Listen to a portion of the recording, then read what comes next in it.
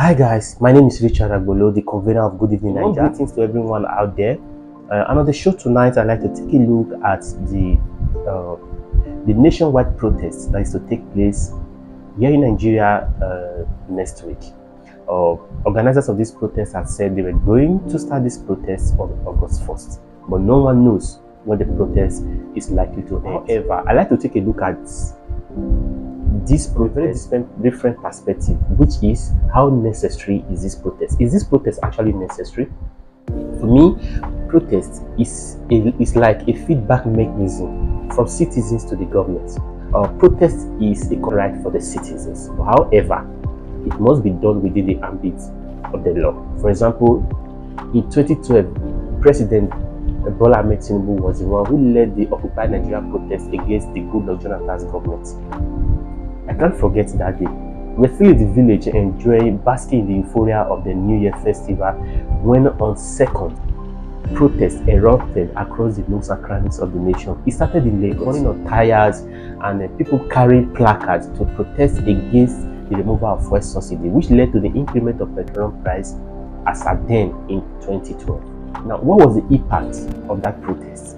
That protest, which lasted for 1 week and 5 days, made Jonathan rescind his decision. He had to return fuel subsidy. Governance and public administration, there is something known as policy reversal. So, Mr. President, you can reverse these two policies: the removal of fuel subsidy and the interest rates on loans.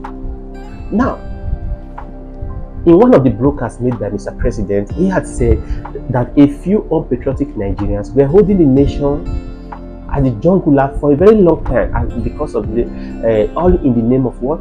Petroleum subsidy, and which is true. These few persons who call themselves marketers, they've been earning billions of naira for subsidy. Now the president decided to remove it from them, and technically had also given it to another set of persons, fewer persons now in the states. Now, since the removal of the fuel subsidy, the federal allocation to different states have increased by over 45%. These state governors are not using the money for their citizens in their states. We still have states like Abia and Kogi State where workers are being owned. As a matter of fact, in Abia State, workers don't even get 30,000 naira minimum wage. The minimum wage that is invoked at 30,000 naira, Abia State have not started paying.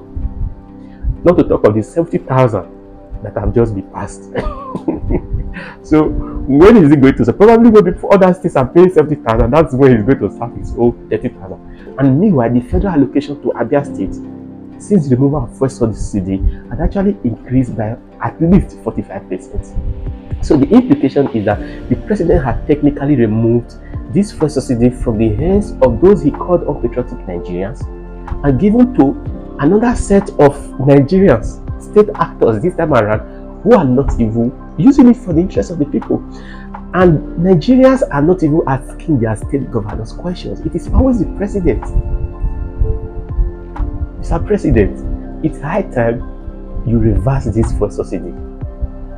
Take it back to where it was before, so that the federal allocation to states can go back, can reduce. Even the palliatives that are sent to different states. How many state governors distributed? I've seen the president over the week. Like yesterday, he had a meeting with traditional rulers. I watched the emir of Zazao and the Oni of Ife had a chat with journalists after the meeting with the president, where they talked about how they were going back to their kingdoms to, as a matter of fact, speak to the youth on how they could share these protests and engage in dialogue. But I was just laughing. The best way to stop this protest is for you to address a press conference, tell Nigerians this was the reason, or these are the reasons I actually removed this fuel subsidy in the first place. But since it is not working, since it is strangling the common man, since it is not making the poor to breathe, I've decided to return this fuel subsidy back. And when you return the fuel subsidy back, everything will normalize. And even the interest rate, you also have to reduce it so that investors can come into just this one broadcast. Nobody will go on the street. And for you, Nigerian youth, going on the street, let's not make it vindictive. You are going on the street to protest against the hardship in the land and not to destroy government properties.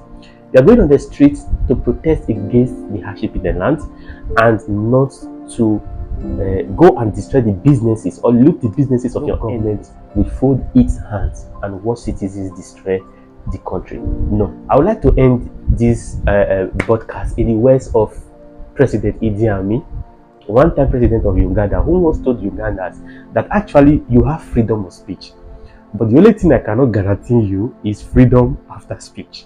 So you have freedom to go out there and protest, but the only thing you are not guaranteed is freedom after protest. If you go and protest, you make it violent, you destroy people's property, you may not be free after the protest. You may be locked up. My name remains Richard Agbolo. Until I see you again, have a blessed night. Bye.